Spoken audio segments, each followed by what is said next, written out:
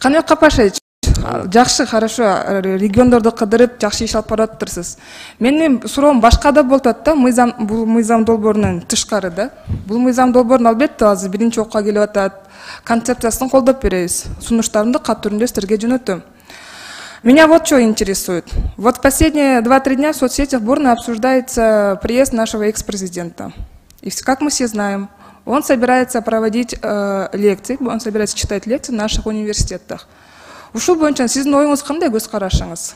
Биз ал киши менен чакырган эмеспиз.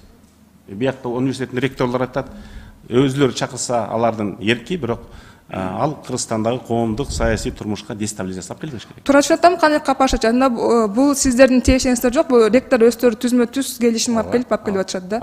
Бирок сиздин оюңуз кандай? Бул деген саясий го дейм, потому что это все-таки экс-президент.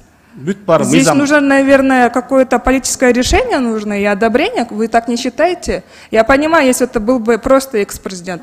Но давайте возьмем к сведению, что это у нас беглый экс-президент, коррумпированный. Я уже дальше не буду перечислять. Бул боюнча ар кимдин ар кандай ою бар. Мен мамлекеттик кызматтагы адаммын. Мен мамлекеттик кызмат мыйзамына башчы. Макул, сиз министр катары ушуга өзүнүн негизи тыюу сала аласызбы, сала албайсызбы? Тыюу салынганга менде укуктук негиз жок. Эгерде кандайдыр бир саясий провокация болсо, саясий чыңалуу алып келсе, ар бир ректор өзү жооп берет. Түшүнүктүү. А өзүңүз кандай деп ойлойсуз? Бул киши келип, бияка келип лекция окуган. Почему? Потому что я так считаю, что это человек, который собирается сейчас читать лекции тому поколению, у которого украл их будущее. Сиздин оюңуз кандай ушу жеке оюңуз? Ар бир адамдын жеке субъектив ою бар. Менин оюм, мен мамлекеттик кызматтагы адаммын, мен саясатчы эмесмин. Мен мурунку кетип калган президенттердин бирөөсү. Жок, мен бул саясатка аралаштырган жокмун. Мен сизден жөн сиздин жеке оюңузду сурап атам. Сиз кандай деп туура деп ойлойсузбу же туура эмес деп ойлойсузбу? Мен айтып атпайм. Жеке оюм, мен кетип калган президенттердин бирөөсү менен кызматташкан жокмун. Мен өкмөт жөнүндө мыйзамды аткарам. Как вы все-таки умеете обтекаемо отвечать? К сожалению, я не получила ответа на свой вопрос.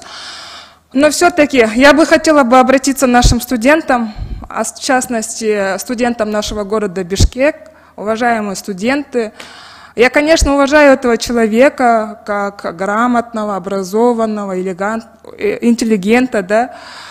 Но я хочу принять к сведению тот факт, что именно из-за этих людей, я не хочу уже переходить на личности, но вы прекрасно понимаете, о чем я.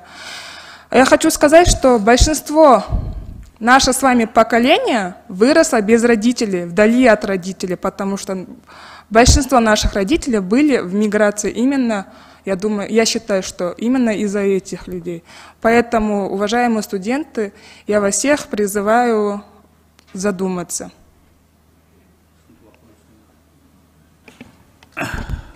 Рахмат Айда Исатбековна. Олег Тодорович, сизге сөз. Капаш, азыр сиз айттыңыз да, берген жоғыңыз экөө бири-бирине карама-каршы келип калды.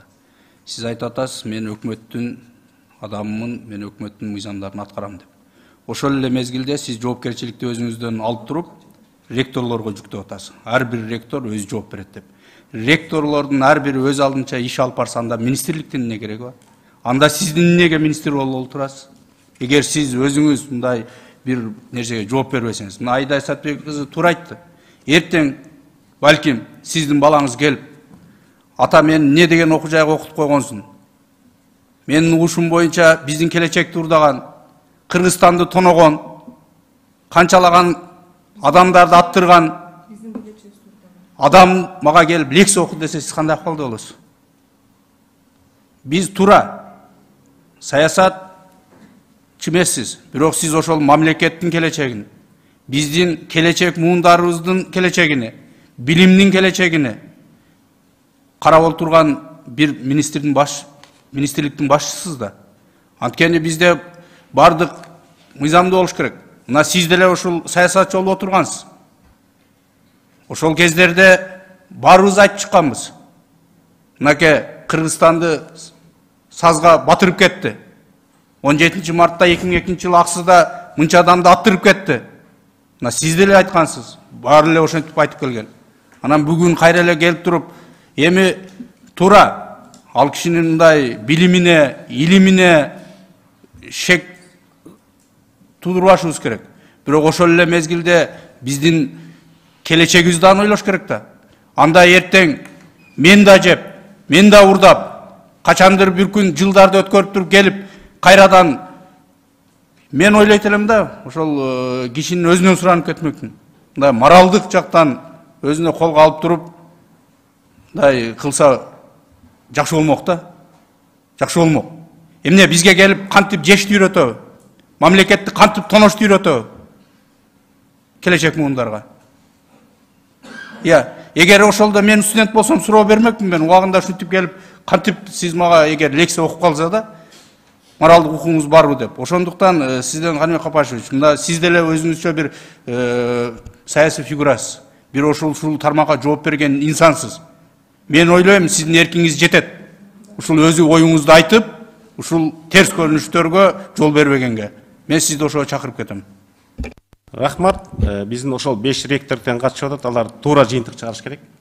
Биз министрлик тиги профессорду чакыр, жаны кетирип сал деп эч указание бере албайбыз.